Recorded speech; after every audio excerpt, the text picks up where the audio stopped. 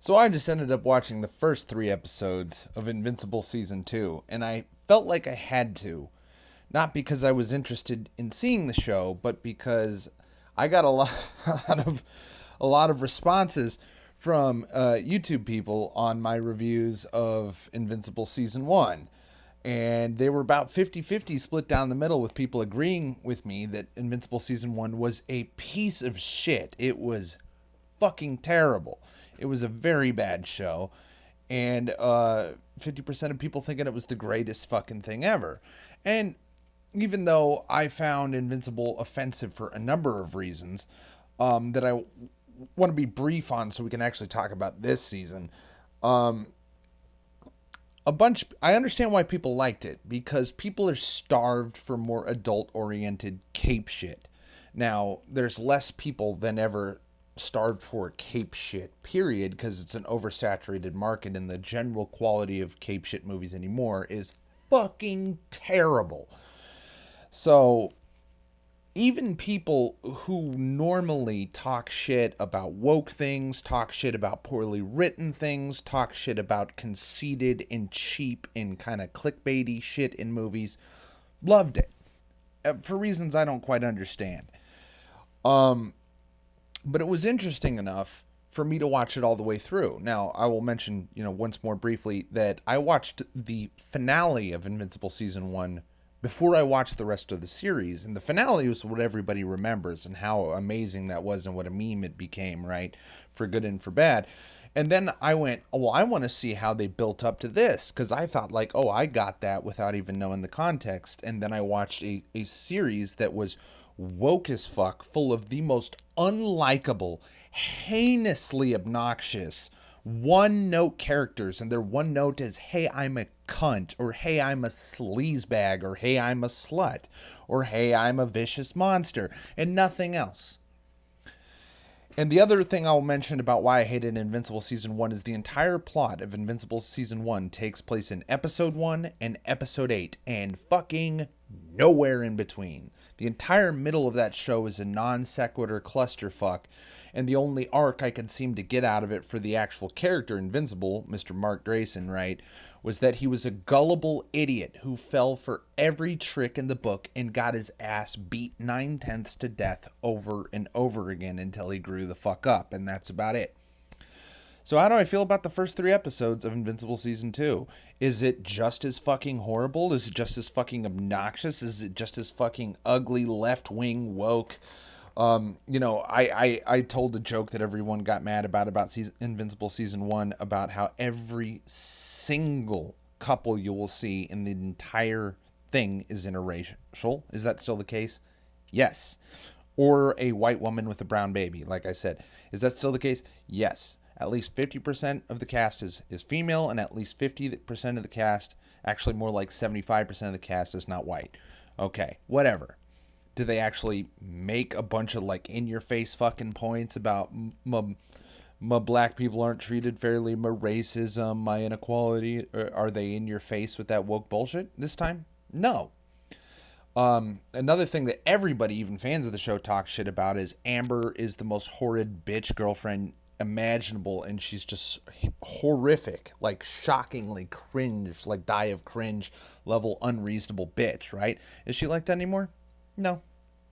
Apparently, the creators thought, hey, maybe she shouldn't give this guy a hard time for almost dying saving the world and should stop being a cunt. She doesn't have to worship at his feet for being a superhero. They don't have to make it about that, but can they make her a normal human being who isn't fucking awful? Yeah, they did that this time.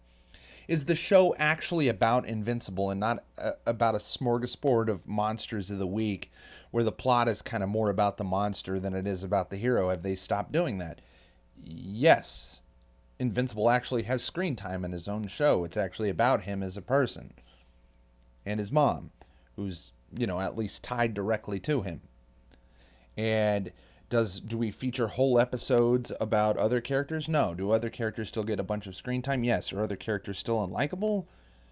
Yes and no. Okay, the gay roommate is much less obnoxiously flamboyant. He's much less of a stereotype that should honestly even offend gay people, because he's so just fag, honestly, like absolutely awful. Like, He's way more like toned back and just, still that prima donna stereotype, which is annoying, but I guess is still very much the culture in like Los Angeles or something, whatever. Um, but he's not like constantly just overwhelmingly gay and that's his only character trait. He's actually like a person now. Is he a very fleshed out person? No. But is he just gay and sort of Mark's friend for some fucking reason, even though he only appears on screen to be extremely fucking gay? No, he stops doing that and actually at least communicates like a human being. An improvement. Um, does the organization that runs the Avengers clones, do they actually do shit? And do they actually have a point to the plot now besides like failing to figure out who killed the fucking Avengers cast? I forget what they're called, honestly. The guy Immortal's from. They actually stopped mentioning them all the time. But whatever, because there's only one of them left, who's the mortal who apparently gets to die and come back whenever the fuck they can sew his head back on. So he's there.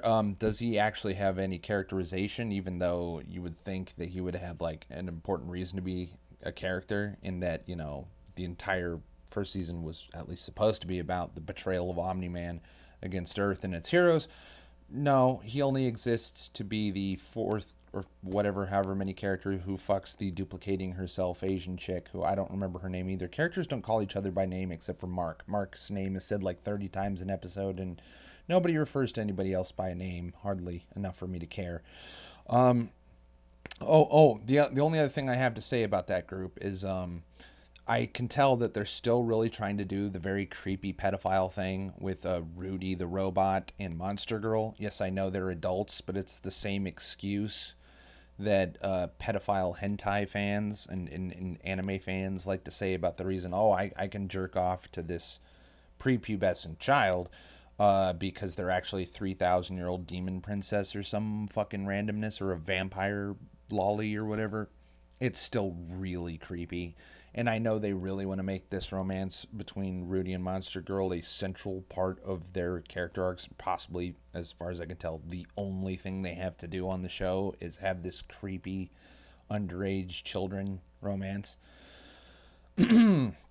So, and they're still both unlikable characters. The rest of them, Rexplode is a horrifically obnoxious character, and surprisingly, I remember mentioning this in my reviews of last season. The only character on the entire show that I found even the least bit likable is hilariously a very feminist, very left wing character named Adam Eve.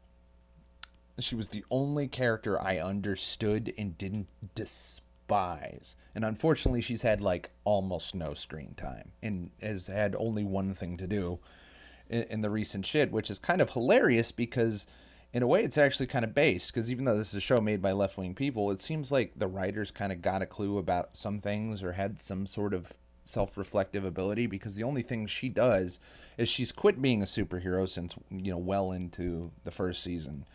And she's fed up with the whole process and with the team that she was on and the kind of cheap fucking obnoxious government bullshit they were doing. Who could blame her, right? So she goes and she lives in a forest. So, she's like the reverse of a champagne socialist where her parents are poor and she even struggles to relate to them and they don't want her help for anything. So she's alienated from her parents, who I remember calling them horrific psychopaths and monsters who were just absolutely fucking incomprehensibly toxic. And in my opinion, in the first season, it was because they were the only white heterosexual couple on the entire show. Background character, main cast, doesn't matter. The only white heterosexual couple on the show were a couple of fat psychos. Which, I mean, come on. Well, they reappear and are now slightly more understandable people as people have fallen on hard times but are too proud to accept help. This is actually a common thing with Americans that's understandable. It makes sense to me. They don't scream or shout at Adam Eve or at each other. They're just, fucked up people, but in a, understandable, like realistic way and not like raving lunatics. After that, what was I going to mention? So Adam Eve actually decides she wants to use her powers for philanthropic goods. So she goes and tries to help people rebuild the parts of Chicago that were blown up by Omni-Man, right? Great. What's hilarious is she builds a park out of an abandoned lot that's been sitting there unrenovated for years, according to some civilian there, right? And then, she goes and yells at her dad for not accepting her help because she can turn anything into anything. So she can turn an apple into gold. Here's 24 karat gold. Have some money. Stop being poor. And he's like, you just don't get it, do you? Type stupid argument, right? Well, she comes back and tries to argue with him and thinks like she's going to try to bully her dad into not being an idiot, right?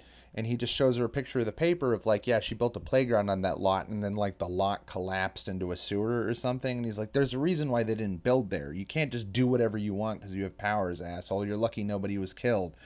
And I was like, oh, wow. Wow, you mean she can't just do anything and she can't just have whatever she wants and she's actually a spoiled child just like her dad says. Not that he's like a reasonable person himself, but she just thinks she can just do anything. And she's actually a representation of the liberal idea that if you just had magic powers or could pull money out of your ass, you could fix all the world's problems. Not so. The real world's actually complicated. And I was like, oh wow, not bad. Not bad, not offensive. I get it. I get what you're going for. Um, Another surprising thing is where the first season was a smorgasbord of violence with no point. If there's a small gripe to be made about the first three episodes, is remarkably little superhero fighting and remarkably little violence and gore in the show. They still throw some of it in, somewhat unnecessarily, with the whole Alan the alien getting horribly maimed by other, by Viltrumites. And hey, I know I pissed everybody off because I called them all Vitrumites and shit. And the first thing, because I was like, what does it even matter? You don't find out that Omni-Man's not a human being, and you don't find out that Mark's like a half alien until literally the last motherfucking episode of season 1. Something that they could have kind of had some sort of mysteriousness and build up to that became a payoff was just, hey, psych, by the way, the reason why I've been acting all sketchy is because I killed the Avengers. And the reason why I killed the Avengers is because I've been living on this planet for 20 years.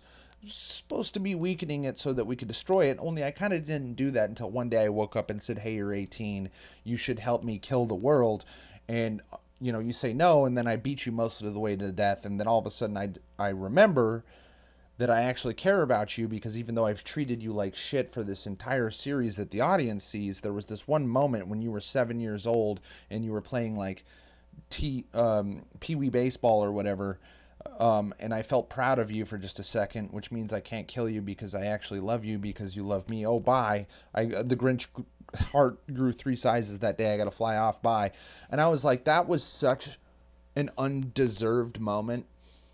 And the people who think that was such a big deal are such fucking terrible fucking fans who just deserve better from media. And I don't know if you've just all been growing up on complete fucking dog shit Disney scripts all your life that have sucked complete ass since Marvel Phase 2 or whatever it was.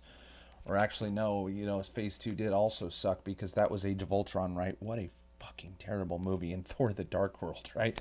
Holy shit, do you guys remember that it isn't just recently that Marvel movies were bad? Most of them were fucking terrible from the get-go. Yeah, anyway. What I was saying is, like, people forgave all that shit. But here I'm sitting here watching season 2 and I'm going, they're actually expanding these characters. These central characters are getting an appropriate amount of screen time. The show is not focused on the villains. It's focused on the actual characters we're supposed to be rooting for. And are they still causing some of the same problems? They're setting up a lot of plot threads. They're setting up the Black Brainiac dude who can skip dimensions. By the way, adding a multiverse into your fucking system, even though nobody has done that right, not even billion-dollar Marvel can get the multiverse thing right, because multiverses ruin stakes. If everybody can live and die a million times and nothing matters, and you can just replace this character and you can just go back in time and save that character, and if something's destroyed you can undestroy it by any means. Even the fucking Infinity Stones can be fucking brought back into existence.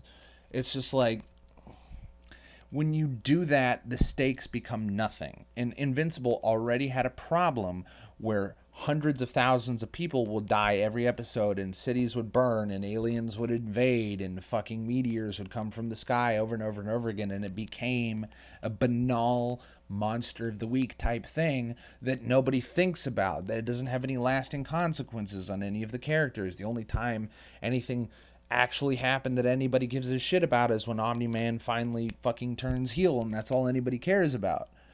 And so we actually get to find out in episode 4, which I will cover.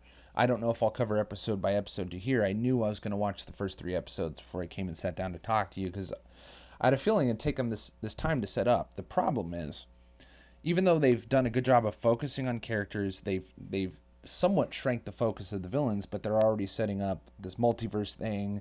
They're setting up the Omni-Man thing. They're setting up a traitorous or a coalition against the Viltrumites that also has a traitor within it. And they're setting up the mom, and Adam Eve's left hanging, and they're setting up the new Avengers thing. And I know they have a name, and I don't care what it is. Write your angry comments in the comment section for all I care. But those characters still don't matter. And we don't know if there's a looming threat to Earth or not, or if the looming threat is now galactic, but also multiversal, which, holy shit, just piss both saving the galaxy and saving the multiverse in on the same season. I don't know how you're going to write your way out of this one in season 3. But I mean, like, at least they're narrowing their focus, they're expanding these characters, they're making them seem more human and not like freakish stereotype fucking one-note clown characters, right? So I'm just going... Invincible season 1 was 8 episodes long. We're 3 episodes in, and we've done a decent job of characterizing some people. We've set up some actual focused world building where there's multiverse, there's this guy who has this motivation, there's this coalition of planets that has this motivation and this problem, and here's Viltrum and we know what it is. Here's Invincible and we know what his deal is, and here's Omni-Man walking out of nowhere on a bug planet saying, hey son, psych, you're not saving millions of bugs from meteor. I'm actually, I guess, here on bug planet for some reason, and I psyched you out so I could get you away to Earth so I could talk to you. And that's the cliffhanger. And